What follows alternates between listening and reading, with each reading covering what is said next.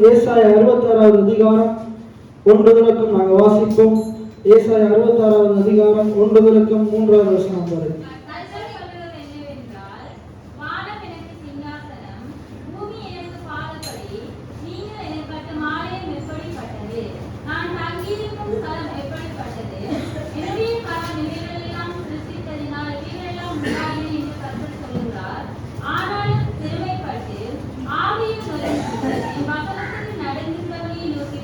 ஆமென். எத்தனை பேர் ஆமென் சொல்றீங்க? வசனம் சொல்லுது பாருங்க. ஆனாலும் என்ன நொறுங்கொண்டே வசனத்துக்கு நடுங்குகிறவனே நோக்கி பார்ப்பேன். அப்படி 5வது வசனத்தை வாசிங்க.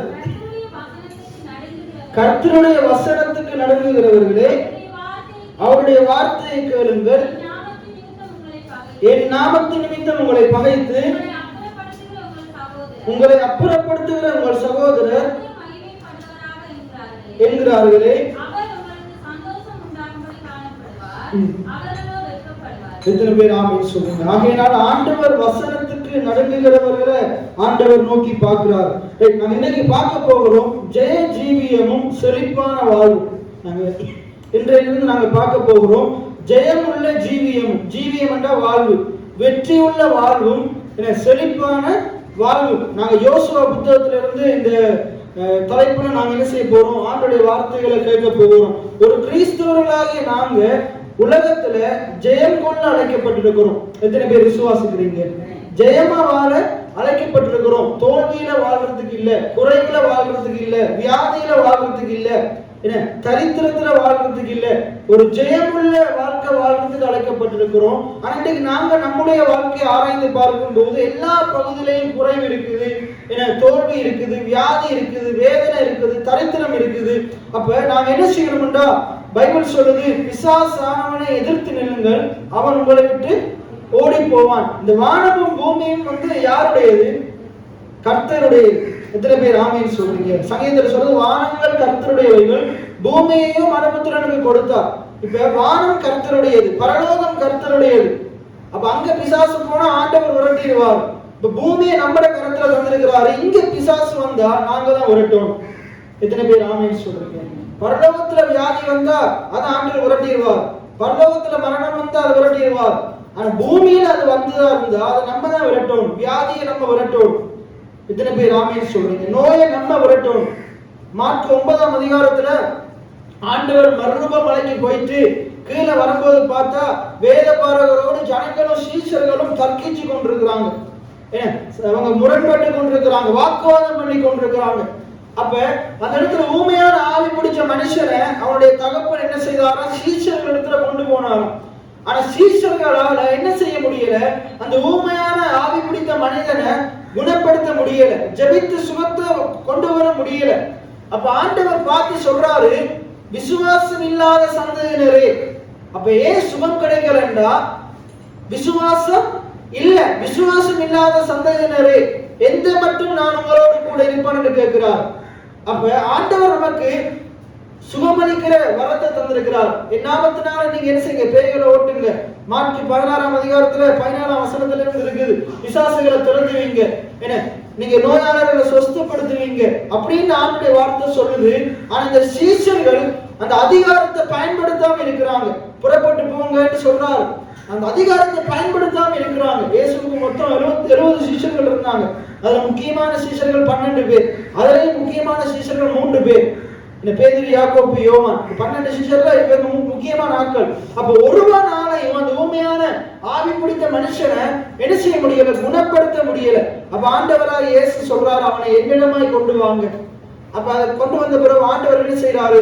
அந்த ஊமையான ஆவி பிடித்த அந்த மனுஷனை நோக்கி சொல்றாரு, அந்த ஆவியை நோக்கி சொல்றாரு, அந்த மனுஷனுக்குள்ள இருந்த அந்த பொல்லாத ஆவியை நோக்கி சொல்றாரு, ஊமையும் செவருமான ஆவியே இந்த மனுஷனை விட்டு கடந்து போ என்று கட்டளையிடும் போது, அந்த பிசாசை நோக்கி கட்டளையிடும் போது பிசாசு அவனிடத்திலிருந்து புறப்பட்டு வெளியே போச்சு. எத்தனை பேர் ஆமென் சொல்றீங்க? அதை சீஷராலே செய்திருக்க முடியும். சீஷர்கள் விசுவாசித்திருந்தா, சீஷர்கள் கர்த்தரை நம்பி இருந்தா, சீஷர்கள் தேவனோடு உள்ள தொடர்புல அதுல சொல்லுது, இவ்வகையான பிசாசுகள் ஜெபத்தினால உபவாசத்தினாலே அன்றி வேறொன்றினாலும் என்ன செய்யாது, போகாதுன்னு சொல்றாரு. ஏனென்றா இயேசு எங்கிருந்து வர்றாரு? மறுரூப மலையிலிருந்து வரார். மர்ரூப மலையில பிதாவினுடைய சத்தத்தை கேட்டுட்டு வர்றார். ஆண்டவர் சொன்ன சத்தத்தை கேட்டுட்டு வர்றார். அவர் என்ன சொல்றார்? இவர் என்னுடைய நேசகுமாரன், இவருக்கு செவி கொடுங்கள். இயேசு என்னுடைய நேசகுமாரன், இயேசுவுக்கு செவி கொடுங்கள். வேதம் சொல்லுது பிசாசு தேவனுக்கு செவி கொடுத்து நடக்குது. ஆனா ஆண்டவருடைய பிள்ளைகள் ஆண்டவருக்கு செவி கொடுக்கிறது கிடையாது. காதிருந்தும் கேளாதவர்களா இருக்கிறாங்க. ஆண்டவரே சொல்றாரு, பிசாசுகள் என்ன செய்யலாம்? கடவுளுக்கு பயப்படுதான். பிசாசு என்ன செய்யலாம்? தேவனுடைய சத்தத்திற்கு செவி கொடுத்து நடுங்குதான். நாங்க ஏசாயா 66 பார்த்தோம். என் வசனத்துக்கு சிறுமைப்பட்டு ஆவியில் நொறுங்குண்டு என் வசனத்துக்கு நடுங்குகிறவனையே நோக்கி பார்ப்பேன். ஆண்டுடைய பிள்ளைகளுக்கு ஆண்டுடைய வசனத்தின் மேல தாகமும் இல்லை, வசனத்தின் மீது வாஞ்சையும் இல்லை, பயமும் இல்லை. வசனத்துக்கு நடுங்குகிறவர்களா இல்லை, மனுஷர்களுக்கு நடக்குகிறவங்களா இருக்கிறாங்க. தன்னுடைய வேலை ஸ்தலத்துக்கு நடந்துகிறவங்களா இருக்கிறாங்க. கடவுளுக்கு பயப்படுகிற பயம் கிடையாது. உலக பிரகாரமான எல்லா காரியங்களுக்கும் பயப்படுறாங்க. வியாதி வருமோன்னு பயப்படுறாங்க, தரித்திரம் வருமோன்னு பயப்படுறாங்க, சம்பளம் காணாம போயிருமோன்னு பயப்படுறாங்க, குறைவு வருமோன்னு பயப்படுறாங்க. ஆனா வசனத்துக்கு பயப்படுகிறது கிடையாது, வசனத்தை கனப்படுத்துறது கிடையாது. ஆனா ஆண்டவர் என்ன சொல்றாருண்டா, பாருங்க, வசனம் உனக்குள்ள இருக்குமா இருந்தா, நீ வசனத்தை கேட்கிறவனா இருப்பியா இருந்தா, அது சொல்றது ஜெபத்தினாலும் உபவாசத்தினாலும். ஜெபம் நாங்க தேவனிடத்துல, தேவன் நம்மோடு பேசுறது, நாங்க அவரோடு பேசுறது. ஜெபம் என்பது நாங்க மட்டும் பேசிக் கொண்டிருக்கிறது கிடையாது, நாங்க மட்டும் பேசிக் கொண்டிருக்கிறது ஜெபம் கிடையாது. நாங்க பேசி அவரிடத்திலிருந்து பதிலை பெற்றுக் கொள்றதுதான் ஜெபம். எத்தனை பேர் ஆமென் சொல்றீங்க? ஜெபம் என்பது 2 பேரும் பேசுவோம். ஒருத்தர் பேசி நம்ம அவர் அமைதியா இருக்கிறது ஜெபம் கிடையாது, அவர் பேசி நாங்க அமைதியா இருக்கிறது ஜெபம் கிடையாது. இப்ப நீங்க எல்லாம் இவ்வளவு நேரம் நம்ம ஜெபம் பண்ணணும், தேவனை ஆராதித்தோம். ஒரு ஆராதனையும் ஜெபம் தான், பாடலும் ஜெபம் தான், துதியும் ஜெபம் தான். எத்தனை பேர் ஆமென் சொல்றீங்க? நாங்க இவ்வளவு நேரம் என்ன செய்தோம்? ஜெபித்துக் கொண்டிருந்தோம். நிறைய பேர் சொல்லுவாங்க, என்ன பாஸ்டர் பாட்டே பாடிட்டு இருக்கிறீங்க, ஜெபமே இல்லை. பாட்டும் ஒரு ஜெபம் தான். எத்தனை பேர் ஆமென் சொல்றீங்க? ஆகையினால ஒரு துதியும் ஜெபம் தான். அப்ப நாங்க துதி ஊடாக, பாடல்கள் ஊடாக, காணிக்கை தசமபாகம் ஊடாக கர்த்தரை ஆராதிச்சோம். ஆண்டவரோடு என்ன செய்தோம்? தொடர்பாடி கொண்டிருந்தோம். ஆனா இந்த நேரம் கர்த்தர் உங்களோடு பேசுகிற நேரம். இவ்வளவு நேரம் நீங்க ஆண்டவரோடு பேசுனீங்க, இப்ப நீங்க அமைதியா இருந்து அவர் பேசுறத கேட்கும். இவ்வளவு நேரம் நீங்க ஆராதிக்கும் போது அவர் எவ்வளவு அமைதியா இருந்து அங்கீகரித்தார், உங்களுடைய துதிகள் அங்கீகரித்தார். நம்முடைய பைபிள் சொல்றது, நம்முடைய உதடுகளின் துதியாகிய சோஸ்திரங்களில் ஆண்டவர் பிரியப்படுறார். இப்ப நீங்க துதிக்கும் போது ஆண்டவர் அதை இன்பமா பார்க்கிறார். துதித்தல் இன்பமானது என்று சங்கீதத்துல சொல்லுது. அப்ப ஆண்டவர் அதை ரசிக்கிறார், ஆண்டவர் அதுல பிரியமா இருக்கிறார்.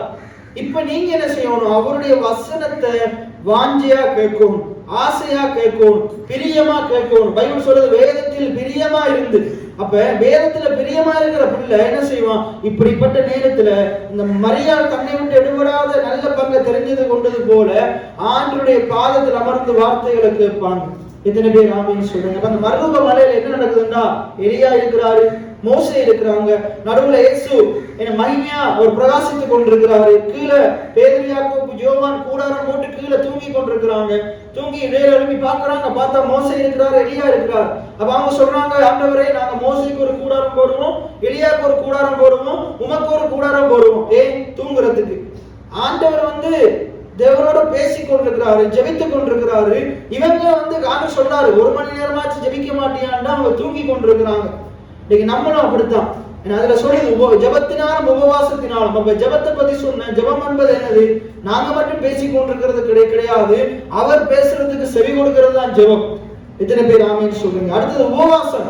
உபவாசம் என்றது என்னதுண்டா, நமக்கு நம்முடைய காரியங்கள் எல்லாம் ஒதுக்கி, நம்முடைய நித்திரை, சாப்பாடு, அதன் மேல சிந்தையை வச்சு கொண்டிருக்காம, அதன் மேல நோக்கத்தை வச்சு கொண்டிருக்காம, நிறைய பேர் இங்க ஜெபத்துக்கு உபவாசத்துக்கு வருவாங்க, நினைப்பெல்லாம் சாப்பாட்டு மேல இருக்கும்.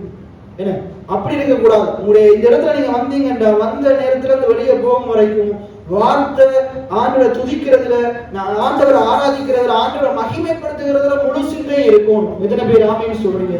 அதுதான் மெய்யான உபவாசம். நிறைய பேர் இதுக்குள்ள இருந்தாலும் நினைப்பெல்லாம் சாப்பாட்டு மேல, இறைச்சி கறி மேல, நாளைக்கு நடக்க வேலைக்கு போறதை பத்தி, அதை பத்தி, இதை பத்தி யோசிச்சுட்டு இருந்தா அது ஒரு உபவாசம் கிடையாது. உபவாசம்ன்றது என்னன்னா, சாப்பிடாம இருக்கிறது உபவாசம் இல்லை.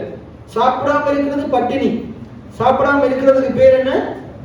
நிறைய பேர் நினைக்கிறாங்க உபவாசம்ன்றா காலம்புல இருந்து இரவு மட்டும் சாப்பிடாம இருக்கணும், தண்ணி குடிக்காம இருக்கணும். இதுதான் உபவாசம். அது உபவாசம் இல்லை, அது பட்டினி.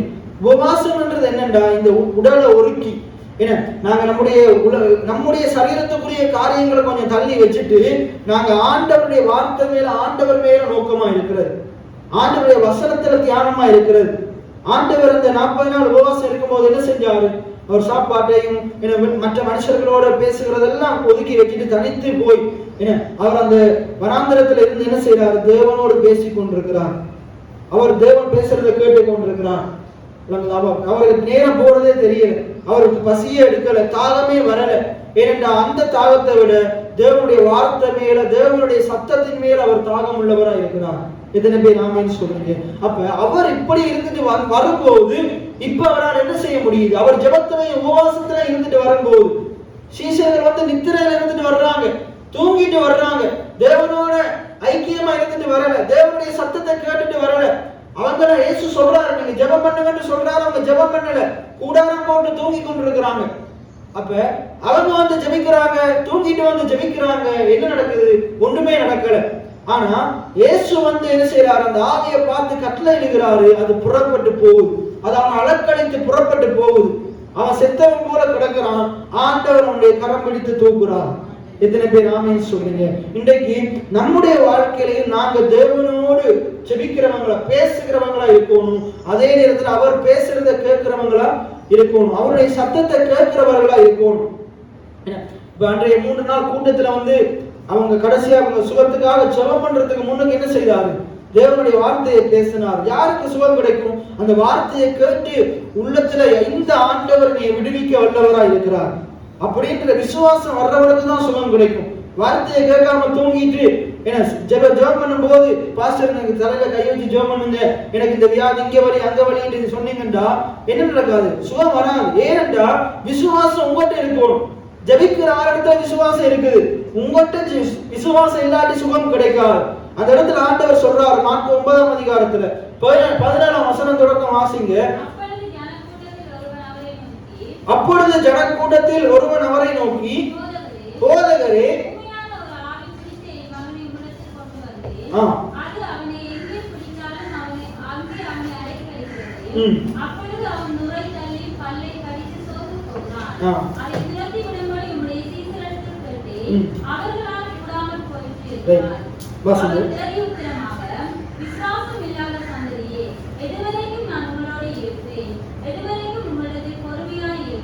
ஆண்டவர் என்ன சொல்றாரு பாருங்க, விசுவாசம் இல்லாத பாருங்க. இப்ப என்ன பிரச்சனைடா, ஊமையான ஆவி பிடிச்ச மகனை தகப்பன் கொண்டு வர்றார். அப்ப சீஷர்களால சுகப்படுத்த முடியல. அப்ப ஆண்டவர் அங்க இருந்த சீஷர்களையும், அங்க இருந்த வேத பாரகரையும், அங்க இருந்த இந்த அப்பாவையும் பார்த்து, ஜனங்களையும் பார்த்து சொல்றாரு, விசுவாசம் இல்லாத சந்ததியே. அந்த இடத்துல இருக்கிற எல்லாருமே யாருடைய சந்ததி? ஆபிரகாமுடைய சந்ததி. யாருடைய சந்ததி? ஆபிரகாமுடைய சந்ததி, ஆபிரகாமுடைய பிள்ளைகள். ஆபிரகாம் தாவீதினுடைய வம்சாவளியில வந்தவர்கள். தங்களுடைய தெய்வம் தான் சர்வ வல்லவர் என்று சொல்றவங்க. அப்ப ஆண்டவர் சொல்றாரு, விசுவாசம் இல்லாத சந்ததியே. அப்பன்ட்ட இருந்த விசுவாசம், ஆபிரகாம்கிட்ட இருந்த விசுவாசம் உன்னிட்ட இல்ல. ஆபிரகாம்கிட்ட விசுவாசம் இருந்ததால அவன் எல்லாத்தையும் சுதந்திரித்து கொண்டான். வாக்குத்தத்தம் பண்ணப்பட்டவர்களை சுதந்திரித்து கொண்டான். அவன் நீடிய பொறுமை உள்ளவரா இருந்து சுதந்திரித்து கொண்டான். ஆனா உனக்குள்ள விசுவாசம் இல்லாதால உன்னால இந்த சுகத்தை சுதந்திரித்துக் கொள்ள முடியல.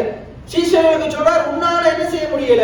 மற்றவனுக்காக ஜெபித்து என்ன செய்ய முடியல? அவனை சுகப்படுத்த முடியல. அப்ப அங்க இருக்கிற எல்லாருக்கும் சொல்றார், உனக்குள்ள விசுவாசம் இருக்குமா இருந்தா நீ சுகப்படுத்துவ, நீ சுகத்தை பெற்றுக் கொள்ளுவ. இன்றைக்கு நான் உங்களுக்கு சொல்றேன், ஆண்டவருடைய வார்த்தை தான் சொல்லுது. உங்களுக்கு தேவையான சுகமோ நன்மைகளோ செழிப்போ உங்களுக்கு என்ன தேவையோ நீங்க விசுவாசித்தா தேவனுடைய மகிமையை காண்பீங்க. எத்தனை பேர் ஆமென் சொல்றீங்க? அப்ப ஆண்டவர் அங்க சொல்றாரு, ஏன் சுகத்தை பெற்றுக் கொள்ள முடியல? ஏன் உன்னுடைய மகனுக்கு சுகத்தை பெற்றுக் கொள்ள முடியல? நீ விசுவாசிக்கல. அதுக்கு பிறகு பாத்தீங்கன்னா எப்படி பினாஸ் தெரியும்? எப்படி தெரியும்? எப்படி இயேசுவுக்கு தெரியும்? எப்படி உங்களுக்கு தெரியும்? அந்த தகப்பனார் விசுவாசிக்கலண்டு அவர் தான் அவரை நம்பினதால அவர்கிட்ட கேட்கிறாரு. சீஷர்கிட்ட வர்ற கேட்டாரு சுகப்படுத்துங்க. அப்ப எப்படி தெரியுமாண்டா? நீங்க கீழே வாசிங்க. அவரை என்னிடத்தில் கொண்டு வாருங்கள் என்றார். அவரை அவரிடத்தில் கொண்டு வந்தார்கள். அவரை கண்டவுடனே அந்த ஆவி அவனை அலைக்கழித்தது. அவன் தரையிலே விழுந்து நுரை தள்ளி புரண்டார். அவர் அவனுடைய இது இவனுக்கு உண்டாகி எவ்வளவு காலமாயிற்று என்று கேட்டார். அதற்கு அவன், சிறுவயது முதல் கொண்டே உண்டாயிருக்கிறது. இவனை கொல்லும்படிக்கு அது அநேக தீயிலும் தண்ணீரிலும் தள்ளிட்டு, நீ ஏதாயிலும் செய்யக்கூடுமானால் எங்கள் மேல் மனதில். அவர் எப்படி ஜெபம் பண்றாரு பாருங்க. நீர் ஏதாயிலும் செய்ய கூடுமானால். எப்படி ஜெபிச்சிருக்கணும்? ஆண்டவரே நீங்க ஜெபிங்க, ஒரு வார்த்தை சொல்லுங்க, என் வேலைக்காரன். மத்தேயு 8ஆம் அதிகாரத்துல இருக்குது. மத்தேயு 8:9 அந்த அந்த அதுல இருக்குது. அதுல பாருங்க, அந்த 160 எப்படி ஜெபம் பண்றாரு பாருங்க. ஆண்டவரே நீங்க வந்து வலது காலத்து வைங்க அப்படிலாம் கேட்கல. ஆண்டவரே சொல்றாரு, நான் வர்றேன், நான் வீட்டுக்கு வர்றேன். அவர் சொல்றாரு, ஆண்டவரே நீங்க வர தேவையில்ல, நீங்க வீட்டுக்கு வர்றதுக்கு நான் பாத்திரவான் அல்ல, நான் தகுதி உள்ளவன் அல்ல. ஆனா நீங்க இங்க இருந்து கொண்டு ஒரு வார்த்தை சொல்லும், என் வேலைக்காரன் அங்க சொஸ்தமாகும். எத்தனை பேர் ஆமீன் சொல்றீங்க? நம்ம என்ன இந்த இடத்துல இருக்கிற நீங்க என்ன எதிர்பார்ப்பீங்க? என்ன சின்னனா ஜெபம் பண்ணி, இப்போ நீங்க ஆரோ என்னட்டு ஜெபம் பண்ண வாரீங்க, பாஸ்டர் ஜெபம் பண்ண வாரீங்க, வந்த ஊழியக்காரங்கிட்ட ஜெபம் பண்ண வாரீங்க. நம்ம ஆட்கள் எப்படிப்பட்ட ஆகணும்னா நல்லா ஜெபம் பண்ணணும். கொஞ்சம் ஆண்டவரே உங்களை விடுவீங்கடா. அந்த பாஸ்டர் அன்றைக்கு வந்த பாஸ்டரும் அப்படித்தான் ஜெபம் பண்ணார். சின்னனா தான் ஜெபம் பண்ணார். நிறைய பேருக்கு அது சங்கடமா இருக்கும். முதல் 2 நாள் ஜெபம் பண்ணவே இல்லை, அடுத்த நாள் ஜெபம் பண்றேன். அப்ப இதுல வந்துட்டு நீங்க போகும்போது உங்களோட மனம் எப்படி இருந்தது? இவர் என்ன ஜெபம் பண்ண போறாரு? நிறைய பேருக்கு அப்படி போயிருக்குமா இல்லையா? அவர் ஜெபம் பண்ணும்போது அப்படி ஜெபம் பண்ணாரு, சின்னதா ஜெபம் பண்ணார். ஆனா நான் சொல்றேன், அப்படிப்பட்ட ஜெபத்துக்கு தான் வல்லமை இருக்குது. எத்தனை பேர் ஆமீன் சொல்றீங்க? என்ன பைபிள் பார்த்தோம், சில பேர் பார்வைக்கு நீண்டு ஜெபம் பண்றாங்க, அர்த்தம் இல்லாத ஜெபம் பண்றாங்க. ஆனா சின்னதா ஜெபம் பண்ணாலும் கருத்துள்ள விசுவாசம் உள்ள ஜெபம் பண்ணினா அந்த விசுவாசம் உள்ள ஜெபம் பெணியாளைகளை ரட்சிக்கும். எத்தனை பேர் ஆமீன் சொல்றீங்க? அப்ப அங்க 160 என்ன சொல்றாரு? மத்தேயு 8ல ஒரு வார்த்தை சொல்லும், என் வேலைக்காரன் ஒருவேளை சொஸ்தமாவானா என்று பார்ப்போம். அப்படியெல்லாம் சொல்லல, ஒரு வார்த்தை சொல்லும், என் வேலைக்காரன். அங்க போய் பார்க்கும்போது அங்க இடையில ஒருத்தன் வர்றான், அவன் சொல்றான், அங்க எத்தனை சரியா பார்க்கும்போது அவர் சொன்ன நேரத்துல அங்க வேலைக்காரன் சொஸ்தமானான்.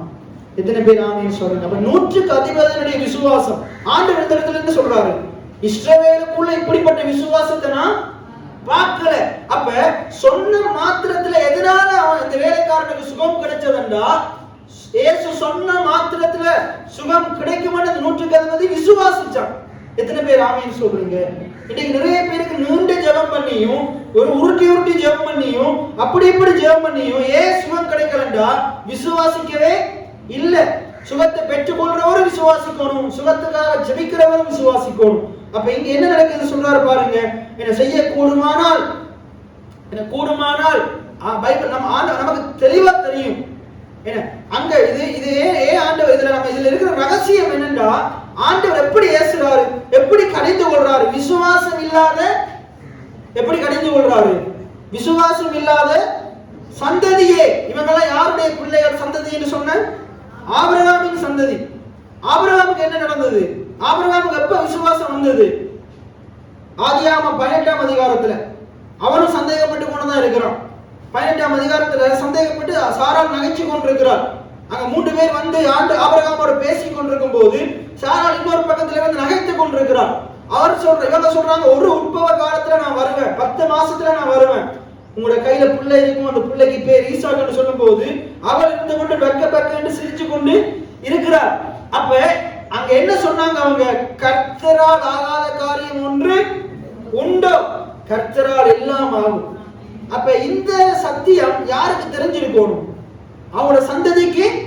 அப்ப அவங்க கட்டாயம் சொல்லி கொடுத்திருப்பாங்க. ஏன்னா ஆபிரகாம் ஈசாக்குக்கு சொல்லி கொடுத்தான், ஈசாக்கு யாக்கோபுக்கு சொல்லி கொடுத்தான், ஏன்னா யாக்கோபு தன்னுடைய பிள்ளைகளுக்கு சொல்லி கொடுத்தான், யோசேப்புக்கு சொல்லி கொடுத்தான், எல்லாருக்கும் சொல்லி கொடுத்தான், ஜோசேப்பு பெஞ்சமினுக்கெல்லாம் சொல்லி கொடுத்தான். ஏன்னா ஜோசேப்பு அவனுடைய பிள்ளைகளுக்கு சொல்லி கொடுத்தான். ஏன்னா இப்படி தாவீதுக்கு தெரிஞ்சது, சாலமோனுக்கு தெரிஞ்சது. அப்ப இப்படியே என்ன செய்யுது? எல்லாம் வருது. ஆனா இங்க என்ன பிரச்சனை? அவர் ஆபிரகாமுடைய சந்ததி பிள்ளையாகிய இவனுக்கு தெரியல, கர்த்தரால் ஆகாத காரியம் ஒன்றும் இல்லை, கர்த்தரால் எல்லாம் ஆகும் இவனுக்கு தெரியல. அப்ப ஆண்டவர்கிட்ட எல்லாம் ஆகும்னு தெரிஞ்சிருந்தா, ஆண்டவரே என்னை சுகப்படுத்த உம்மால் ஆகும் அப்படின்னு தான் சொல்லியிருப்போம். ஆண்டவரை நீர் ஜெபித்தா, நீர் சொன்னா ஆகும், நீர் கட்டளையிட்டா நிற்கும். எத்தனை பேர் ஆமீன் சொல்றீங்க? அதே மத்தேயு 8ஆம் அதிகாரத்துல இருக்குது. என்ன ஒருத்தன் வியாதியோடு இருக்கிறான். ஆண்டவர் சொல்றாரு, உனக்கு சித்தமானால் என்னை சொஸ்தமாகும். ஆண்டவர் கேட்கும்போது சொல்லும்போது ஆண்டவர் சொல்றாரு, எனக்கு சித்தம் உண்டு சுத்தமாக. நீங்க சுகமா வாழ்றது ஆண்டுடைய சித்தம். அதை நீங்க அறிஞ்சு கொள்ளணும். அப்ப நீங்க எப்படி ஜெபிக்கணும்? ஆண்டவரே சித்தமான செய்யுங்க, சத்தமா அப்படியெல்லாம் ஜெபிக்க கூடாது. ஆண்டவரே இது உங்களுடைய சித்தம், ஆகையினாலே நீர் என்னை சுகப்படுத்தும். நான் தரித்திரமா வாழ்றது உங்களுக்கு சித்தம் இல்லை, நான் தரித்திரமா வாழக்கூடாது. எத்தனை பேர் ஆமேன்னு சொல்றீங்க? அப்ப இன்றைக்கு நாங்க என்ன பார்க்கிறோம்? ஜெய ஜீவியமும் வெற்றியுள்ள ஜீவியமும் வெற்றியுள்ள வாழ்வும் என்ன செழிப்பான வாழ்வும். அப்ப நாங்க வெற்றியா வாழணும்ன்றது ஆண்டுடைய சித்தம், செழிப்பா வாழணும்ன்றது ஆண்டுடைய சித்தம். அதுக்கு எதிராக நமக்கு தோல்வி இருக்குமா இருந்தா, என்ன நமக்குள்ள வறுமை இருக்குமா இருந்தா, அதை நாங்க இயேசு ஊமையான ஆவியை கடிந்து கொண்டது போல நாங்க கடிந்து கொள்ளணும். எத்தனை பேருக்கு நான் சொல்றது விளங்குது? ஏன்னா அந்த ஊமையான ஆவி பிடித்த மனுஷனுக்குள்ள ஊமையான ஆவி இருக்கிறது ஆண்டவருக்கு சித்தம் இல்லை. அப்ப உங்களோட சரீரத்துல வியாதி இருக்கிறது உங்களுடைய ஆண்டவருக்கு சித்தம் கிடையாது, உங்களை படைத்த ஆண்டவருக்கு சித்தம் கிடையாது. இப்ப உங்களுடைய வீடு, நீங்க கட்டின வீடு குப்பையா இருக்கிறது உங்களுக்கு விருப்பமா? உங்களுக்கு சித்தமா? சித்தம் கிடையாது. அது துப்புரவா இருக்கணும், அழுக்கா இருக்க கூடாது. ஏன்னா உங்களுடைய வீட்டுல இருக்கிற உங்களோட டேங்க், தண்ணி டேங்க், நீங்க குடிக்கிறதுக்கு பாவிக்கிற தண்ணி டேங்க் எப்பயுமே வறுமையா இருக்கிறது உங்களுக்கு சித்தமா? அது எப்படி இருக்கணும்? நிரம்பி இருக்கணும். அது கடைசியா வளையும் போதுதான் நிப்பாட்டுவீங்க. ஏன்னா அப்ப அதே போலதான் உங்களோட வாழ்க்கையில தேவனுடைய ஆசீர்வாதங்கள் நிரம்பி வழியும் வரைக்கும் நீங்க ஆண்டவரை விடவே கூடாது. அது வலிஞ்சு கொண்டே இருக்கணும். அப்ப வலிஞ்சுட்டா விட்டுடலாமான்னு கேட்டா அப்பயும் விடவே கூடாது. ஏன் வலியணும்னா நீங்க வலிஞ்சு ஓடுகிற ஆறா இருக்கும். என்ன ஏனென்றா நீங்களும் ஆசீர்வதிக்கப்படணும், மற்றவங்களுக்கு கொடுத்து ஆசீர்வாதிக்கிறவர்களா இருக்கும். எத்தனை பேர் ஆமென் சொல்றீங்க? அப்ப நீங்க என்ன செய்யக்கூடாது? நீங்க நிரம்பி நீங்க ஒரு வீடு கட்டி, வீடு இல்லாதவங்க நீங்க வீடு கட்டி மற்றவனுக்கு, சொந்தக்காரனுக்கு இல்ல, என்ன சொந்தக்காரனுக்கு பிள்ளைகளுக்கு இல்ல, இன்னொரு ஆட்களுக்கு வீடு கட்டி கொடுக்கிற வரைக்கும் நீங்க நிக்கவே கூடாது. அது செஞ்சு நீங்க நல்லா மற்றவனுக்கு நல்லது செஞ்சு கொண்டே இருக்கும். விளங்குதா? நான் ஒரு ஊழியக்காரனை இன்னொருத்தனை ஊழியத்துக்கு உருவாக்கும் வரைக்கும் நான் விடவே கூடாது. நானே ஊழியம் செஞ்சுட்டு நானே போக கூடாது. நான் என்ன செய்ய ஊழியத்துக்கு வந்திருக்கிறேன், நான் 4-5 பேரை என்னைய விட அதிகமான ஊழியத்துக்குள்ள கொண்டு வந்துட்டு நான் போகணும். எத்தனை பேர் ஆமென் சொல்றீங்க? அதே போலதான் நீங்களும் உங்களுடைய தொழில், உங்களுடைய எல்லாத்துலையும் நீங்க நல்லா முன்னேறணும், செழிப்பா வரணும், வெற்றியா வரணும், மற்றவனை வெற்றிக்குள்ள நடத்தணும், மற்றவனுக்கு நல்ல ஆலோசனைகளை சொல்லணும். எத்தனை பேர் ஆமென் சொல்றீங்க? அப்ப இப்படி வாழ்றது ஆண்டுடைய சித்தம். அப்ப என்ன செய்யணும்? தோல்வியை கடிந்து கொள்ளணும், வியாதியை கடிந்து கொள்ளணும். நீங்க வியாதியை வெறுக்கணும், நீங்க தரித்திரத்தை வெறுக்கணும், நீங்க தோல்வியை வெறுக்கணும். என்ன அங்க வேதம் சொல்லுது பாருங்க, யோசுவா 1:8. நம்ம அதைத்தான் யோசுவா புத்தகத்துல இருந்து அந்த பிரசங்கத்தை நாங்க பார்க்க போகிறோம்.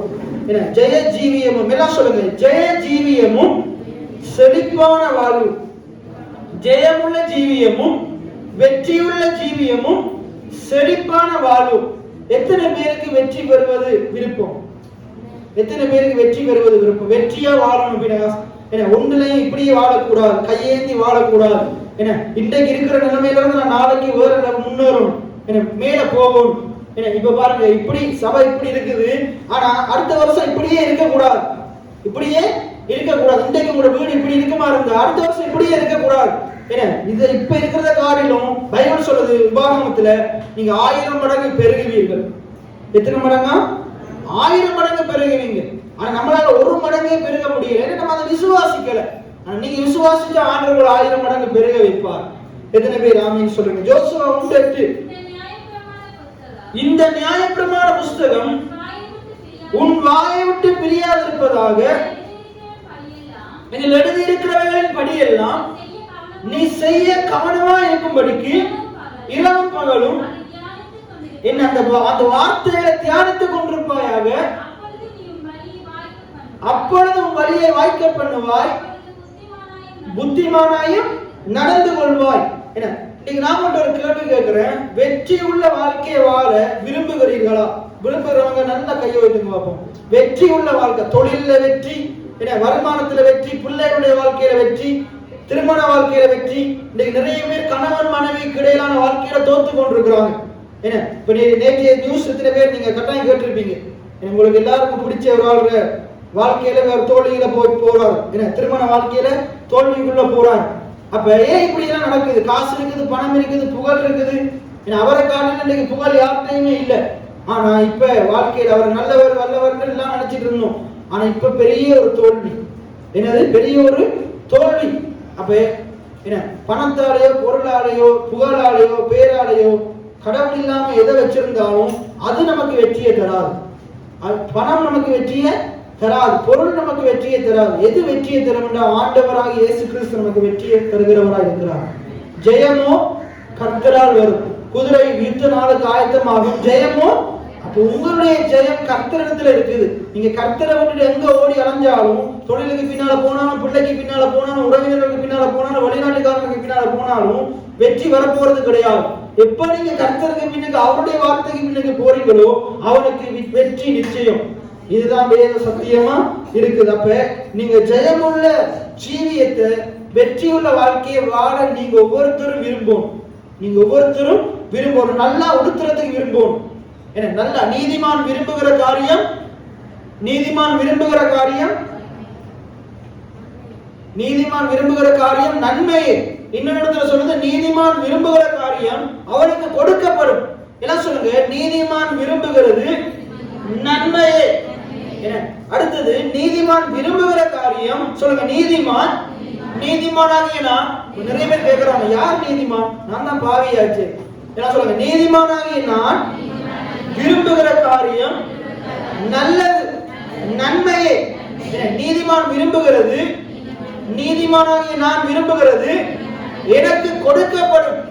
எத்தனை பேர் ஆமீன் சொல்றீங்க? என் தேவன் அதை எனக்கு தருவார். எத்தனை பேர் ஆமீன் சொல்றீங்க? அப்ப ஜெயமா வாழ்றத, வெற்றியா வாழ்றத விரும்பும். நான் விரும்புறேன். அதே இடத்துல தோல்வியா வாழ்றத விரும்ப கூடாது, வறுமையில வாழ்றத விரும்ப கூடாது, நோயோடு வாழ்றத விரும்ப கூடாது. இப்ப இருக்கிற மாதிரியே இருந்துட்டு போயிடுவோம்.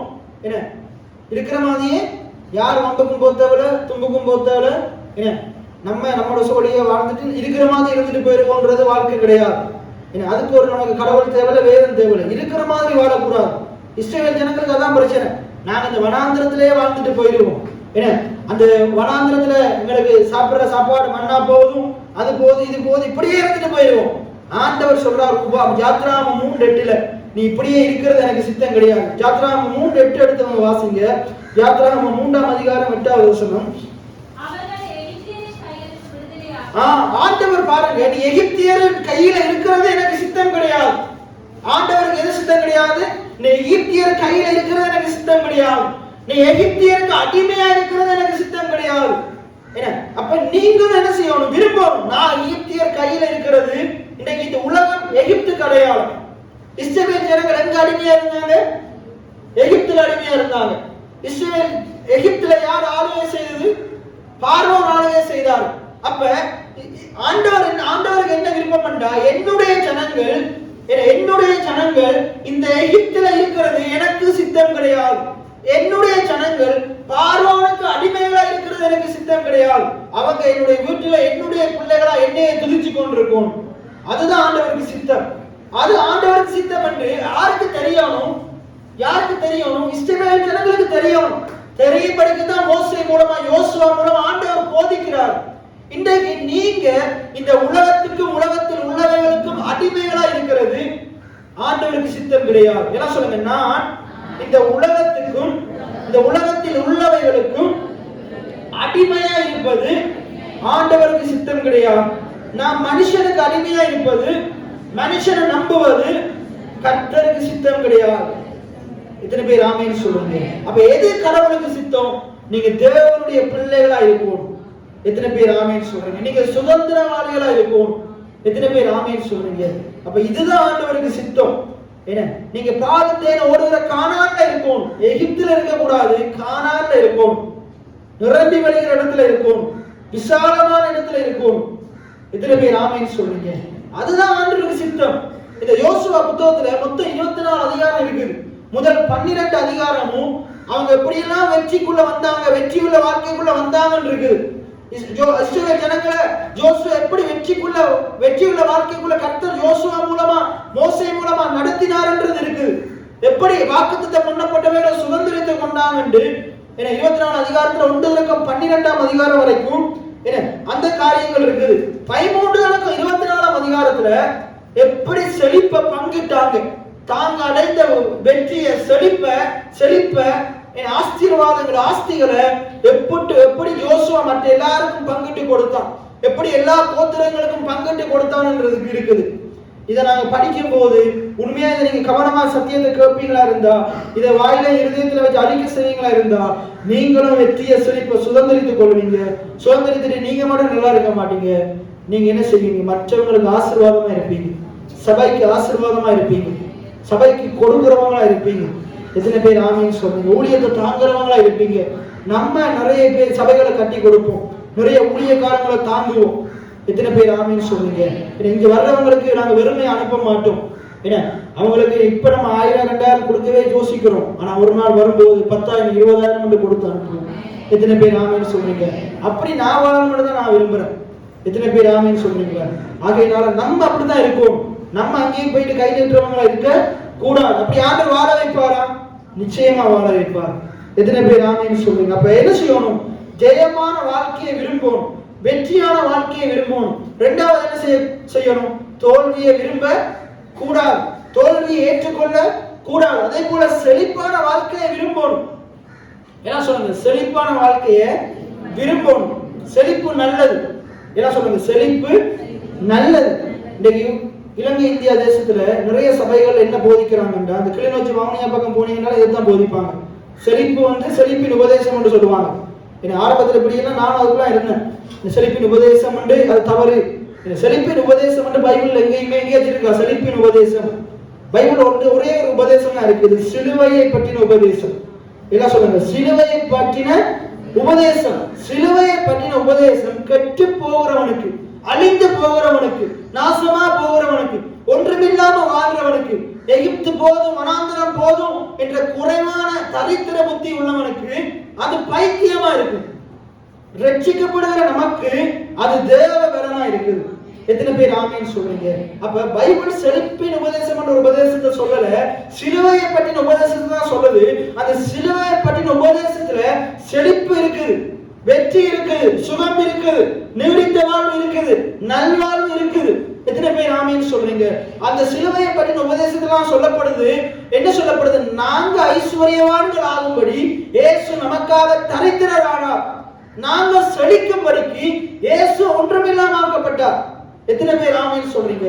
அப்ப நிறைய பேர் இப்படி கதை விடுவாங்க. அதை நீங்க ஏற்றுக்கொண்டீங்களா இருந்தா நீங்களும் தரித்திரத்துல வாழணும். நீங்க ஏற்றுக்கொள்ள கூடாது. செழிப்பின் உபதேசத்தை நாங்க விசுவாசிக்கல, நாங்க விரும்பல. ஆனா செழிப்பை விரும்புறோம். செழிப்பு நல்லது. பைபிள் ஆண்டவர் 92ஆம் சங்கீதம் கடைசி 3 வசனத்துல சொல்றாரு. என்னது? நீதிமான் அப்பத்துக்கு தண்ணிக்கு அணைஞ்சு தெரிவான்னு சொல்றாரு. நீதிமான் பனையை போல செழித்து. எத்தனை எப்படி செழித்தான்? பனையை போல செழித்து. இப்ப நம்ம முழங்கா கட்டு போல கூடி செழிக்கல. ஆனா ஆண்டவர் நான் உங்களுக்கு சொல்றேன், நம்மள ஆண்டவர் பனையை போல செழிக்க வைப்பார். லீபனோனில் உள்ள கேதுரை போல வளருவான். அப்ப நீங்க என்ன செய்யணும்? வளரணும். நாளுக்கு நாள் வளரணும், எல்லாத்துலயும் வளரணும். இன்றைக்கு இருக்கிற மாதிரி நாளைக்கு அடுத்த வருஷம் இருக்க கூடாது. வளரணும், முன்னேறணும். நீங்க உடுத்துறதா இருக்கலாம், சாப்பிடுறதா இருக்கலாம், எல்லாத்துலயும் என்ன செய்யணும்? வளரணும். இருந்தவன் இருக்கிறது குட்டை. அப்படிதான் சொல்லுவோம். இருக்கிற மாதிரி இருக்கிறது என்னது? குட்டை. நிரம்பி வலிஞ்சு ஓடுறதான் நீர்வழிச்சு. குட்டை நாரையும். தண்ணி தேவை இருந்தா கொஞ்ச நாள்ல நாரையும். அதுக்குள்ள தேவையில்லாத அழுக்குகள் சேர்ந்துடும். ஆனா ஓடுகிற நீர்வீழ்ச்சியில அழுக்கு இருக்காது. அந்த நீர் எப்பயுமே சுத்தமா இருக்கும். நீங்க எப்படித்தான் இருக்கணும்? நீர்க்கால்கள் ஓரமாய் நாடப்பட்டு தன் காலத்தில் தன் கனியை தந்து இலையுறாது இருக்கிற மரத்தை போல இருப்பான். யாரு? நீதிமான். துன்மார்க்கன் அப்படி இருக்க மாட்டான். நான் அப்போது சொன்னேன், நீதிமானுடைய ஆசை நன்மையே, நீதிமான் விரும்புகிற காரியம் அவனுக்கு கொடுக்கப்படும். நீதிமான் நன்றாக இருந்தால் பட்டணம் கடிகூறும். நீங்க நல்லா இருந்தால் அந்த உதயபுரம் நல்லா இருக்கும். எத்தனை பேர் ஆமென் சொல்றீங்க? எல்லாம் சொல்லுங்க. நீதிமானாகிய நான் நன்றாக இருந்தால், செழிப்பா இருந்தால் இந்த உதயபுரம் கடிகூறும், என்னுடைய பட்டணம் கடிகூறும். ஏன்? நீங்க நல்லா இருந்தா யாரும் ரோடு கட்டி ரோடு போடுவாங்கன்னு பார்த்துட்டு இருக்க மாட்டீங்க. ஏன்னா நம்ம நல்லா இருந்தா நம்மளே ரோடு போட்டுருவோம். யாரும் போடுவாங்க? அரசாங்கம் போடட்டும், நாங்க எங்களோட வீடு கட்டுறோம்னு பார்க்க மாட்டோம். நாங்க என்ன செய்வோம்? நாங்க நல்லா இருந்தா எத்தனை பேர் அப்படி எல்லாம் என்ன வருது? எங்க நடக்க போகுது? அப்படி இல்லை. நம்ம நல்லா வரணும், மற்றவங்களை நல்லா வாழ வைக்கிறதுக்கு நல்லா வரணும். எத்தனை பேர் ஆமென் சொல்லுங்க? அது வேதத்துல எவ்வளவு சத்தியமான வார்த்தைகள் பாருங்க. நம்ம நல்லவன் கையில, நல்ல ராஜாவுடைய கையில ஆட்சி இருந்தா அந்த தேசம் என்ன செய்யும்? செழித்தோங்கும். சரி, அப்ப நாங்க என்ன பாக்குறோம்? என்ன சொன்னேன்? நாங்க ஜெயமா வாழ்றது தேவனுடைய சித்தம். நாங்க ஜெயமா வாழணும்னு விரும்பணும். நாங்க செழிப்பா வாழணும்ன்றது தேவனுடைய சித்தம். நாங்க செழிப்பா வாழணும்னு விரும்பணும். செழிப்பு கெட்டது கிடையாது. செழிப்பு தனி ஒரு உபதேசம் கிடையாது. செழிப்பு தவறான உபதேசம் கிடையாது. என்ன சொல்லுங்க? செழிப்பு தவறான உபதேசம் கிடையாது. செழிப்பு தேவனுடைய உபதேசம். செழிப்பு வேதத்தில் இருக்கிற போதனை. எத்தனை பேர் ஆமென் சொல்றீங்க? ஆகையினால நம்ம பணத்துக்கு மீனுக்கு பொருளுக்கு மீனுக்கு போங்கன்னு சொல்லல. நீங்க கர்த்தரை தேடுங்க, வேதத்தை தேடுங்க, கர்த்தர் உங்களுக்கு இதெல்லாம் தருவார். நீங்க பணத்துக்கு மீனுக்கு பொருளுக்கு மீனுக்கு போங்கன்னு பொருளாசையை தூண்டி விடல. நான் உங்களுக்கு என்ன சொல்றேன்னா, நீங்க பண ஆசைய பொருளாசை உள்ளவர்களா இருக்காதீங்க. ஐஸ்வர்ய மயக்கம் உள்ளவர்களா இருக்காதீங்க. உங்களுடைய ஆசை தேவனை பற்றி இருக்கட்டும். தேவன் காரியங்களை வாய்க்க செய்வார். நீங்க தேவனை அவருடைய ராஜ்யத்தையும் தேடுங்க, இதெல்லாம் அவரே தருவார். நீங்க தேடி ஓடி அலைய தேவனு. நீங்க உங்களுடைய வேலையை உண்மையா செய்யுங்க, உண்மை உத்தமமா இருங்க, நேர்மையா இருங்க. கர்த்தர் கையின் பிரயாசங்கள் ஆசீர்வதிப்பார். எத்தனை பேர் ஆமென் சொல்றீங்களே? அப்ப நீங்க ஜெயமா வாழ்றத, வெற்றியா வாழ்றத, செழிப்பா வாழ்றத விரும்பணும். தோல்வியா வாழ்றத, வியாதியோடு இருக்கிறத விரும்ப கூடாது. ஏன்னா அது தேவனுடைய சித்தம் அல்ல. மற்றது தேவனுடைய சித்தம் உங்களுடைய சித்தம் ஆகும். எல்லாம் சொல்லுங்க, தேவனுடைய சித்தம் என்னுடைய சித்தமாகும். அப்ப தேவனுடைய சித்தம் என்னது? நான் வெற்றியா வாழ்றது தேவனுடைய சித்தம். ஆகையினால நானும் வெற்றியா தான் வாழுவேன். நான் செழிப்பா வாழ்றது தேவனுடைய சித்தம். நான் செழிப்பா தான் வாழுவேன். என்ன சொல்லுங்க? நான் வெற்றியா வாழ்றது தேவனுடைய சித்தம். நான் வெற்றியா தான் வாழுவேன். நான் சுகமா வாழ்றது தேவனுடைய சித்தம். நான் சுகமா தான் வாழுவேன். நான் ஆரோக்கியமா வாழ்றது தேவனுடைய சித்தம். நான் ஆரோக்கியமா தான் வாழுவேன். என்ன, நான் கையின் பிரயாசத்தினால நான் நல்லா உழைத்து முன்னேறது தேவனுடைய சித்தம். ஆகையினால நான் தேவையில்லாத தொழில் செய்ய மாட்டேன். நான் திருட மாட்டேன். நான் களவெடுக்க மாட்டேன். மற்றவனை ஏமாற்ற மாட்டேன். இன்னொருத்தன் வருமானத்துல கை வைக்க மாட்டேன். ஏன் கையின் பிரயாசத்தை ஆண்டவர் ஆசீர்வதிப்பார். எத்தனை பேர் ஆமென் சொல்றீங்க? நான் கொஞ்சத்துல நான் அவருக்கு உண்மை இருந்தா அவர் என்ன அநேகத்தில் அதிகாரி ஆக்குவார். எத்தனை பேர் ஆமென் சொல்றீங்க? இதெல்லாம் அறிக்கை செய்யும். நான் இப்படித்தான் வாழ்றது தேவனுடைய சித்தம். அப்ப உங்களுக்கு இதெல்லாம் மாறி இருக்கும் போது, என்ன ஊமையான ஆவி இருக்கும் போது, ஐயோ ஊமையான ஆவி இருக்குது சோர்ந்து போய் அழுது கொண்டு இருக்க கூடாது. அதை எதிர்த்து நிற்கும். அப்ப பரலோகத்துக்கு பிசாசு போனா ஆண்டவர் என்ன செய்வாரு? உட்கார வச்சு கட்டி பிடிச்சி கொஞ்சிட்டு இருப்பாரா? இயேசுவை நாமத்தினால வெளியே போன்னு சொல்லுவார். பைபிள் சொல்றது பிசாசை எதிர்த்து நில்லுங்கள். நான் ஏற்கனவே சொல்லியிருக்கிறேன், பிசாசை எதிர்த்து நிற்கிறவன் பிசாசால வந்த மரணத்தை எதிர்த்து நிற்கணும். பிசாசு கொடுத்த வியாதியை எதிர்த்து நிற்கணும். பிசாசு கொடுத்த தரித்திரத்தை எதிர்த்து நிற்கணும். பிசாசு கொடுத்த தோல்வியை எதிர்த்து நிற்கணும். எல்லா குறைவுகளையும் எதிர்த்து நிற்கணும். எத்தனை பேர் எதிர்த்து நிற்க போறீங்க? எதிர்த்து நிற்க போறீங்க. யெகோவா விட்னஸ்க்கு வாரம் வந்தா என்ன செய்யணும்? எதிர்த்து ஒழுங்கா சத்தியம் தெரிஞ்சா நீங்க அவனை மாத்தணும், அவன் உங்களை மாத்திடக்கூடாது. உப்பு தான் சோறை பாதிக்கணும், சோறால உப்பு பாதிக்கப்படாது. நீங்க உப்பா இருக்கிறீங்க, ஒளியா இருக்கிறீங்க. விளங்குதா? அவங்களுக்கு நீங்க தான் சத்தியத்தை சொல்லணும். அவங்க பேச அப்படின்னு நீங்க கேட்டுக்கொண்டிருக்க. அப்படி உங்களால் ஏழாட்டி உள்ளே எடுக்கக்கூடாது, உரட்டி விட்டுறோம். ஏன்? ஆகையினால கவனம் உள்ளவங்களா நாம் இருக்கணும். அப்ப யாத்திராகமம் 3:8 வாசிங்க. யாத்திராகமம் 3:8. ரைட், பாருங்க. அவர்களை எகிப்தியரின் கைக்கு அப்ப தேவன் விரும்புகிறார் உங்களை நீங்க இருக்கிற அடிமைத்தனத்திலிருந்து விடுதலை ஆக்கும். நீங்க ஒருவேளை பாவத்துக்கு அடிமைகளா இருந்தா அதுல இருந்து விடுதலை ஆக்கும். எத்தனை பேர் ஆமென் சொல்றீங்க? விடுதலை ஆகணும். அப்ப தேவனுடைய சித்தம் என்னது? என் பிள்ளை எதற்கும் அடிமையா இருக்க கூடாது. என்ன சொல்லுங்க? நான் எதற்கும் அடிமையா இருக்க கூடாது. அதுதான் என்னுடைய தகப்பனுடைய சித்தம். எத்தனை பேர் ஆமென் சொல்றீங்க? இப்ப உங்களோட பிள்ளைகள் மகன்மார் மற்ற ஆட்கள்கிட்ட போயிட்டு கையேந்துறது உங்களுக்கு யாருக்காச்சும் விருப்பமா? கையேந்தி வாழ்றதுக்கு யாருக்காச்சும் விருப்பமா? யாருக்காச்சும் போய் காசு கேட்கறது, சாப்பாடு கேட்கறது விருப்பமா? விருப்பம் கிடையாது. அதே போல உங்களுடைய ஆவிக்குரிய ஆண்டவர், உங்களுடைய தகப்பன், உங்களை உண்டாக்கினவர், உங்களை படைத்தவர், தாயின் கருவில உங்களை அழைத்தவர் விரும்புகிறாரு. ஏன் பிள்ளை யார்ட்டையும் கையேந்த கூடாது, குறைவுல வாழக்கூடாது, தரித்திரத்துல வாழக்கூடாது, தோல்வியில வாழக்கூடாது, ஒன்றுமில்லாம வாழக்கூடாது, வியாதியோடு வாழக்கூடாது. அப்ப எப்படி வாழணும்? வெற்றியா வாழணும், செழிப்பா வாழணும். அப்ப ஆண்டவர் நம்ம இருக்கிற அடிமைத்தனத்திலிருந்து நம்மளை வெளியே கொண்டு வர விரும்புகிறார். நீங்க இருக்கிற நிலைமையில இருந்து உங்களை உயர்த்த விரும்புகிறார். இத்தனை நீங்க விரும்புகிறீங்களா? ஆண்டவர் விரும்புறாரு, சரி ரைட்டு. நம்ம விரும்புறோமா? எப்ப நீங்க விரும்ப ஆரம்பிக்கிறீங்களோ உங்களுடைய விருப்பத்தை ஆண்டவர் நிறைவேற்றுவார். எத்தனை பேர் ஆமென் சொல்லுங்க? அப்ப வாசிங்க. அவர்களை அந்த தேசத்திலிருந்து நீக்கி விடுதலையாக்கி நீக்கி அப்ப உங்களை அங்க இருந்து வெளியே கொண்டு வந்து பாவத்துல, தனித்தனத்துல, வியாதியில, வறுமையில இருந்து வெளியே கொண்டு வந்து அதுல இருந்து வெளியே கொண்டு வந்து நீக்கி பாருங்க. தொடர்ந்து வாசிங்க. கானானியரும், ஏத்தியரும், எமோரியரும், பெரிசியரும், ஏரியரும், எபூசியரும், பாலும் தேனும் ஓடுகிற இப்ப ஆண்டவர் என்ன விரும்புறாருண்டா, உங்களை இதுல இருந்தெல்லாம் விடுதலை ஆக்கி இன்றைக்கு துன்மார்க்க வாழ்ந்து கொண்டிருக்கிறாங்க தானே. பெரிய பெரிய வீடு கட்டி வாகனங்கள்லாம் தவறான தொழில் செஞ்சு வாகனம் எல்லாம் வாங்கி இங்க இருக்கிற போதை வசதி பயன்படுத்துற தொழில் செய்யறாக்கள்லாம் கட்டி வச்சிருக்கிறாங்க, வீடு வாங்கி வச்சிருக்கிறாங்க, வாகனம். பைபிள் சொல்லுது துன்மார்க்கனுடைய ஆஸ்தி நீதிமானுக்காக வைக்கப்பட்டிருக்கிறது. அப்ப ஆண்டவர் என்ன விரும்புறாரு, உங்களை இருந்து விடுதலை ஆக்கி இஸ்ரவேல் ஜனங்களை எகிப்திலிருந்து விடுதலை ஆக்கி அந்த கானானியர், ஏத்தியர், எபூசியர், எமோரியர் இவங்கெல்லாம் அந்த 6 விதமான ஆட்கள் வச்சிருக்கிறாங்க தானே. அந்த துன்மார்க்கர்கள் வச்சிருக்கிறாங்க தானே. ஆசீர்வாதங்கள், சொத்து, பணம், பொருள், வெள்ளி, பொன், வீடு, இன்னைக்கு சொல்ல போனா வீடு, கார், பைக்கு அவர்கள் வச்சிருக்காங்க பொருளாதார ஆசீர்வாதங்கள்.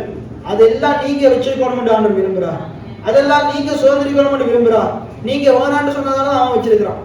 நீங்க எனக்கு இதெல்லாம் வேணாம், இப்படி வாழ்றதே போதும், அண்ட குடிசையும் அரவைத்து கஞ்சும் போகும்ன்றதாலதான் இன்றைக்கு நம்மகிட்ட ஒண்ணு இல்லை, அவன்கிட்ட எல்லாம் இருக்குது.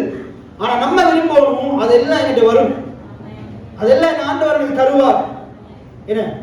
அதுல சொல்லுது பாருங்க, வாசிங்க எல்லாம் சேர்ந்து அந்த வசனத்தை முதல்ல இருந்து வாசிங்க. யாத்ராகமம் எல்லாம் திருப்பி கொடுங்க, எல்லாம் வேதத்தை திருப்பி கொடுங்க. யாத்ராகமம் 3வது அதிகாரம் 8வது வசனம். யாத்ராகமம் 3வது அதிகாரம் 8வது வசனம். என்னோட சேர்ந்து சொல்லுங்க.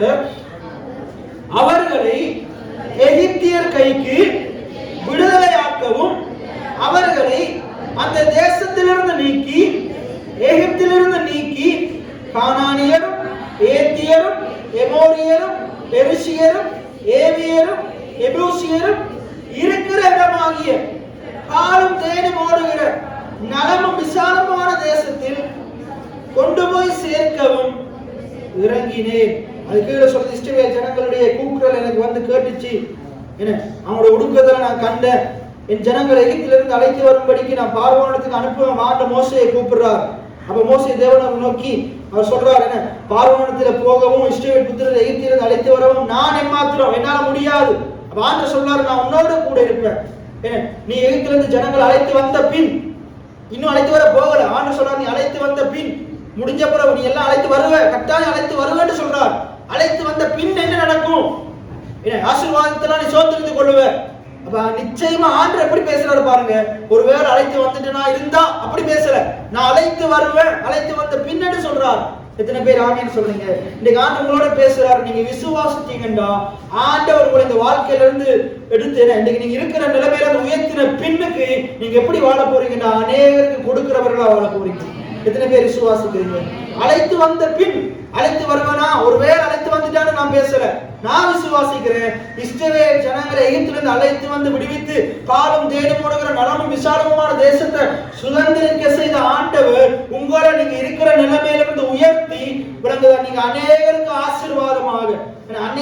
ஆசீர்வாதமாக, அநேகருக்கு வீடு கட்டி கொடுக்கிறவங்களாக, வாகனம் வாங்கி கொடுக்கிறவங்களாக, அநேகருக்கு நீங்க திருப்பி அவன் தன்னாட்டையும் பரவாயில்ல கடன் கொடுக்கிறவங்களாக கர்த்தர் கூட வாழ வைப்பார். எத்தனை பேர் ஆமீன்னு சொல்றேன்? இன்னைக்கு கொடுத்த கடனை வாங்குறதுக்கு என்ன ஆளா அலைகிறோம், அதுவும் கிடைக்குது இல்ல. ஆனா ஒரு நாள் நீங்க எப்படி இருப்பீங்க? பைபிள்ல சொல்றது எப்படி தெரியுமா? நீ ஒருத்தனுக்கு காசு கொடுத்துட்டா அவன் முதலாவது எப்படி கொடுண்டா, அவன் தரமாட்டான்னு நினைச்சு கொடு. போயிட்டு அவன் தந்தா பிரச்சனை இல்லை, தரலாட்டி பின்னுக்கு போய் அலையாது அப்படின்னு ஒரு இடத்துல சொல்லுது. நீங்க கண்டுபிடிச்சு எனக்கு சொல்லுங்க, விளங்குதா? ஒன்று நீ கொடுக்காது, கொடுத்துட்டே இருந்தா என்ன செய்யக்கூடாது? இப்படி அவன் தரமாட்டான்னு நினைச்சே கொடு. நீ அக்ரிமெண்ட் சைன் பண்றியோ, அது சைன் பண்றியோ, இது சைன் பண்றியோ, எல்லாத்தையும் அவன் சில பேரை பிரிச்சு போட்டு வெளிநாட்டுக்கு போயிடும். விளங்குதா? அப்படித்தான் பைபிள் சொல்லுது. அப்ப இங்க என்ன சொல்லுது பாருங்க. ஆண்டவர் சொல்றாரு, இந்த கானானியர், ஏத்தியர், இது நான் எதிர்காலத்துல நான் பேசுவேன். கானானியருக்கு என்ன அர்த்தம், ஏத்தியருக்கு என்ன அர்த்தம், எமோரியருக்கு என்ன அர்த்தம், எபூசியருக்கு என்ன அர்த்தம், ஏவியருக்கு என்ன அர்த்தம். அப்ப இவங்க இருக்கிற இந்த துன்மார்க்கர்கள் இருக்கிற இன்றைக்கு நீங்க ஆராய்ந்து பாருங்க.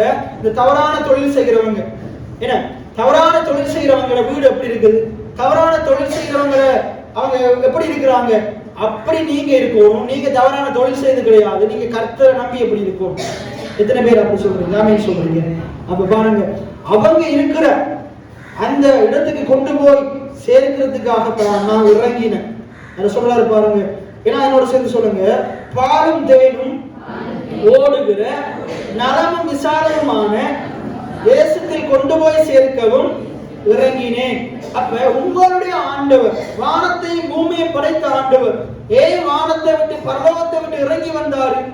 நம்ம இருக்கிற நிலைமையிலிருந்து, அடிமைத்தனத்திலிருந்து, தரித்திரத்திலிருந்து, வியாதி வேதனை வறுமையிலிருந்து, ஒன்றுமில்லாத நிலைமையிலிருந்து, குறைவான வருமானத்திலிருந்து நம்மளை வெளியே எடுத்து அதுல இருந்து நீக்கி, துன்மார்க்கர்கள் தவறான காரியங்களை செஞ்சு முன்னேறவங்க, செலுத்தி வாழ்றவங்க, அவங்க இருக்கிற அந்த லெவலுக்கு உங்களை கொண்டு போய் சேர்க்கிறதுக்கு தான் ஆண்டு இறங்கினார்.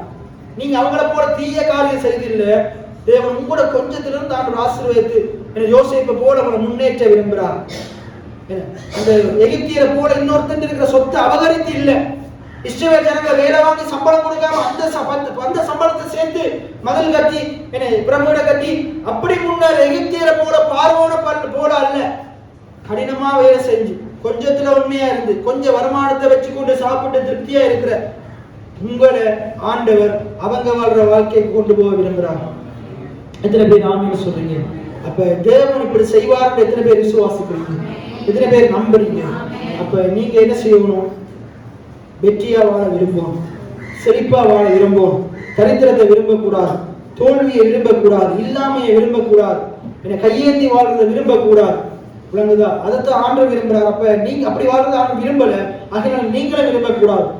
நீங்க நல்லா இருக்கணும்னு ஆண்டவர் விரும்புறார், நல்லா இருக்கணும் ஆண்டவர் விரும்புகிறார். அதான் ஆண்டுடைய சித்தம். என்ன சொல்லுங்க?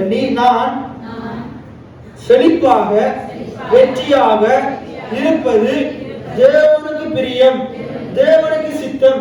ஆண்டவர் நம்மளை பார்த்து சொல்றாரு, பிரியமானவனே. பாருங்க என்ன சொல்லுங்க? நான் தேவனுக்கு பிரியமானவன், நான் தேவனுக்கு பிரியமானவன். அப்ப ஆண்டு நம்மளை பார்த்து சொல்றாரு, பிரியமானவனே உன் ஆத்மா வாழ்வது போல.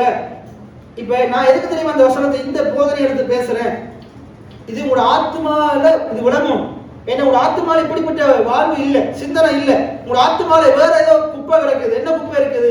இப்படியே வந்துட்டு இப்படியே செத்துருவோன்னு தான் கிடக்குது.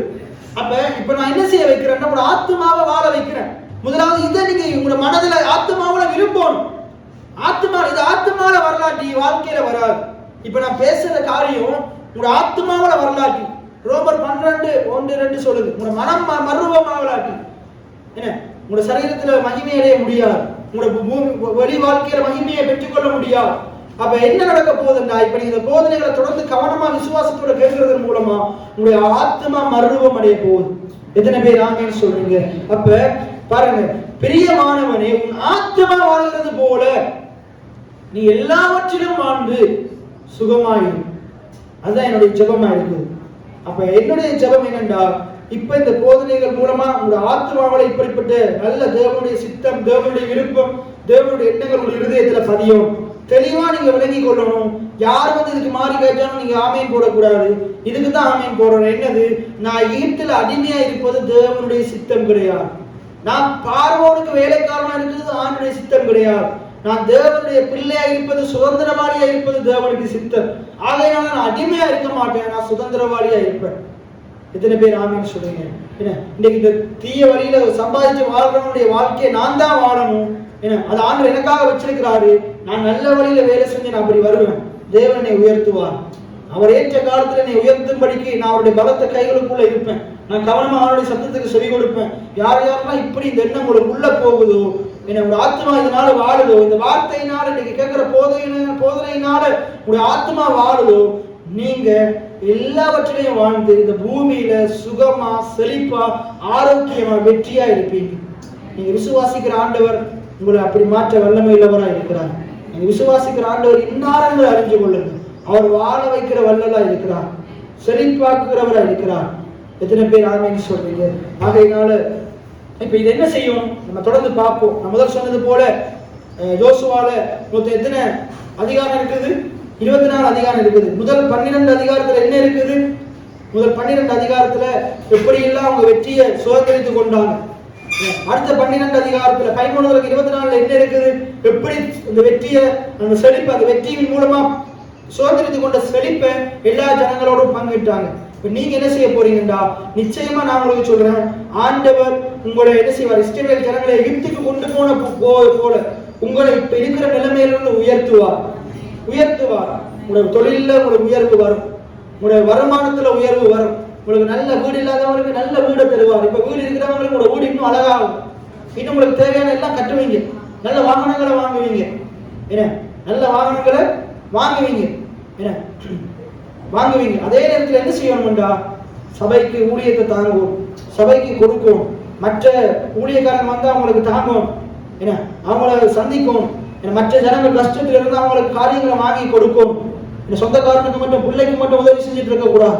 அப்ப இதெல்லாம் வந்த பின், நீங்க நல்லா வந்த பின், நீங்க சொல்றாரு நீ நல்லா வந்த பின் என்ன செய்யணும்னு சொல்றாரு. இப்ப நீங்க நல்லா வந்த பின்னுக்கு எப்படி இருக்கணும், ஆண்டவரை மறந்துடக்கூடாது. இஸ்ரவேல் ஜனங்கள் ஆண்டவரை மறந்துட்டாங்க, செங்கடலை கடந்த பிறகு ஆண்டவரை மறந்துட்டாங்க, மன்னாவை கொடுத்த பிறகு ஆண்டவரை மறந்துட்டாங்க, காளையை கொடுத்த பிறகு மறந்துட்டாங்க, திருப்பி முறுமுறுக்கிறாங்க. அப்ப நீங்க எல்லாம் கிடைச்ச பிறகு இதெல்லாம் நான் தான் சம்பாதிச்சேன் என்ற பலத்தினாலதான் வந்துச்சு, நான் இனி சர்ச்சுக்கு போக மாட்டேன், நான் ஒன்றும் கொடுக்க மாட்டேன், யாருக்கும் கொடுக்க மாட்டேன்டா, திருப்பி இருந்த நிலைமைக்கு இழுத்து கொண்டு என்ன பிசாசு கொண்டு விட்டுருவான். அப்ப நீங்க நல்லா வந்த பிறகு எப்படி இருக்கணும்டா, தேவன் உங்களை நல்லாக்கினாருங்கிற சத்தியத்தை எல்லாருக்கும் சொல்லணும்.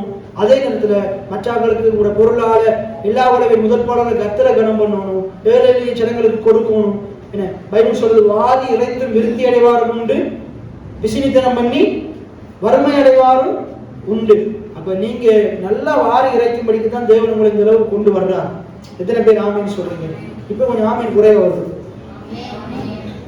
ஆகையினால நாங்க அடுத்த கிழமை பார்ப்போம். என்ன தொடர்ந்து நாங்க அடுத்த கிழமை பார்ப்போம். இன்றைக்கு பார்த்தது ஒரே ஒரு காரியம் தான், என்ன நான் வெற்றியா வாழ்வது தேவனுடைய சித்தம், தேவனுடைய விருப்பம், தேவனுடைய திட்டம். நான் செழிப்பா வாழ்றது தேவனுடைய சித்தம், தேவனுடைய விருப்பம், தேவனுடைய திட்டம். நான் வறுமையில வாழ்றது, வியாதியில வாழ்றது, குறைவுல வாழ்றது தேவனுடைய சித்தம் இல்ல.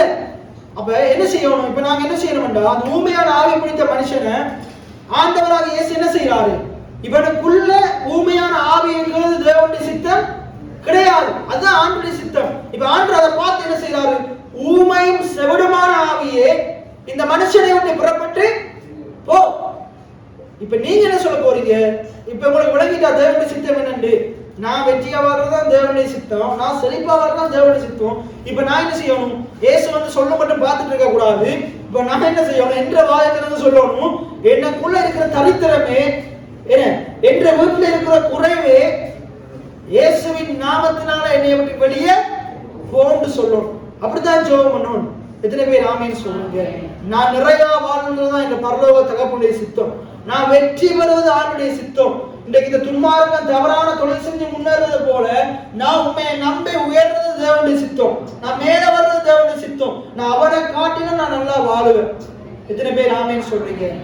அவனை காட்டிலும் துன்மார்க்கனை காட்டிலும் நான் நல்லா வாழுவேன், நான் நல்லா வாழுவேன். ஆண்டவனை உயர்த்துவார், ஆண்டவனை மேல கொண்டு வருவார், நான் இருக்கிற நிலைமையில இருக்க மாட்டேன். எத்தனை பேர் ஆமீன் சொல்றீங்க? அப்ப இயேசு விசுவாசம் உள்ளவரா, அந்த பிரச்சனையை பற்றி பேசாம பிரச்சனையை பார்த்து பேசுனது போல நீங்க விசுவாசம் உள்ளவர்களா இருப்பீங்களா? இருந்தா விசுவாசம் உள்ள சந்ததியா இருப்பீங்கன்றா கூடுமானால் இல்ல, நிச்சயம் கூடும். என் ஆண்டவரால் என்னை உயர்த்த கூடும், என்னை மேல கொண்டு வர கூடும், அநேகருக்கு ஆசீர்வாதமா வைத்திருக்க கூடும் என்று விசுவாசிச்சு, ஆண்டவரே உமக்கு சித்தம் உண்டு என்னை உயர்த்துங்க, ஆண்டவரே உமக்கு சித்தம் உண்டு என்னை வாழாக்காம தடையாக்குங்க, ஆண்டவரே உமக்கு சித்தம் உண்டு என்னை கீழாக்காம மேலாக்குங்க, ஆண்டவரே உமக்கு சித்தம் உண்டு என்னை சுகமாக்குங்க, என்னை சுகப்படுத்துறவனா மாற்றுங்க. அப்ப அந்த இடத்துல என்ன நடக்குது? ஒரு தகப்பன் சுகத்தை பெற்றுக் கொள்றதுக்கு தகப்பட்ட விசுவாசம் இல்ல, சீஷர்கள் சுகத்தை கொடுக்கிறதுக்கு ஜெபம் பண்றதுக்கு சீஷர்களிடத்துல விசுவாசம் இல்ல. அப்ப உங்களுக்கு நீங்க உங்களுக்கு வியாதி இருக்குமா இருந்தா நீங்க தேவனிடத்துல ஜெபம் பண்ணி நீங்க சுகத்தை பெற்றுக் கொள்ற அளவுக்கு உங்களுக்குள்ள விசுவாசம் இருக்கணும். அதே நேரத்தில் இன்னொருத்தனுக்கு வியாதி என்ன பாஸ்டருக்கு கால் பண்ணிட்டு இருக்க கூடாது.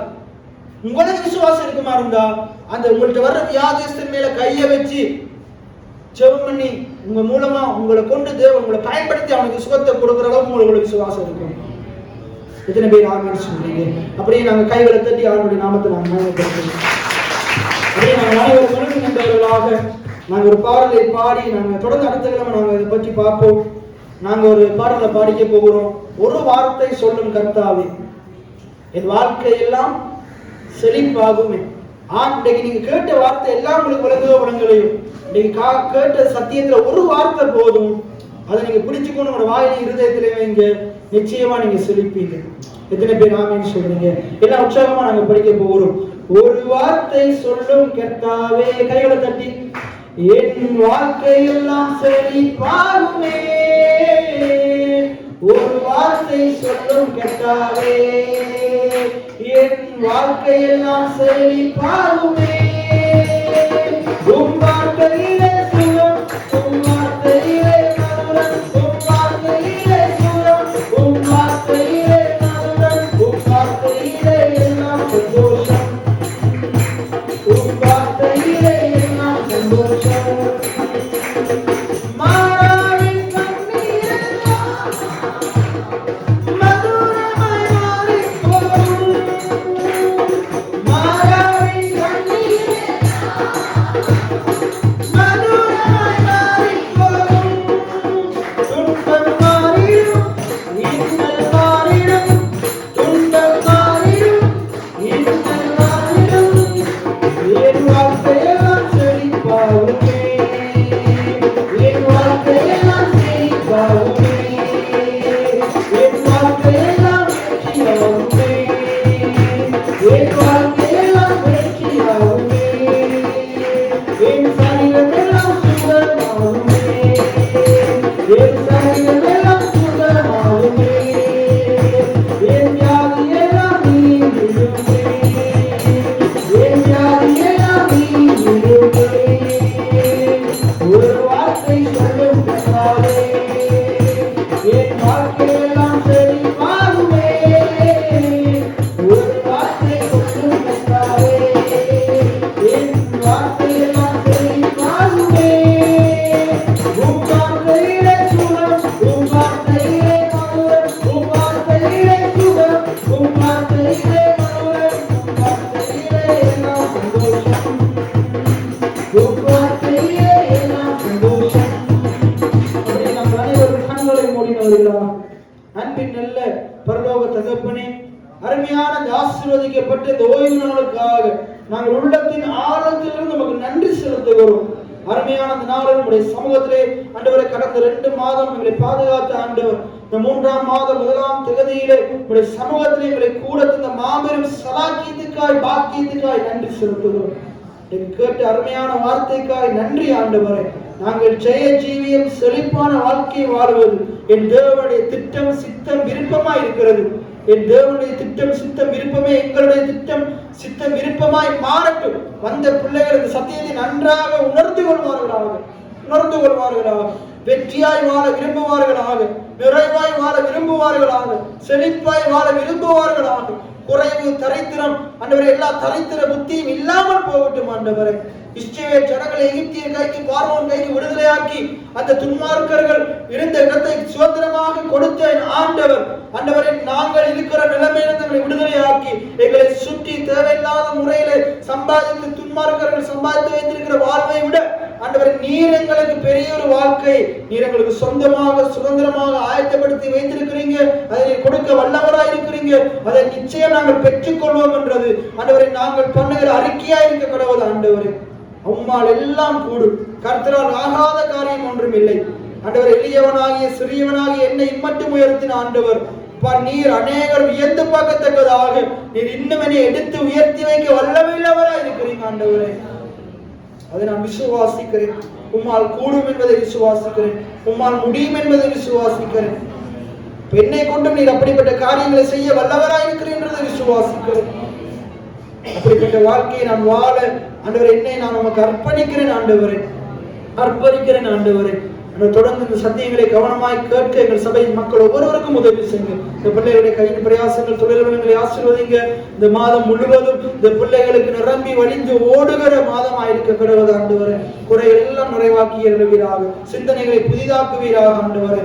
பிள்ளைகள் விசுவாசத்தோடு எல்லா பிரச்சனையும் ஆண்டவரை எதிர்கொண்டு போக உதவி செய்யுங்க ஆண்டவரே. விசேஷமாக எங்களுடைய சபையில் மக்கள் வந்தவர்கள் வராதவர்களுடைய குடும்பத்துக்காக செபிக்கிறேன்.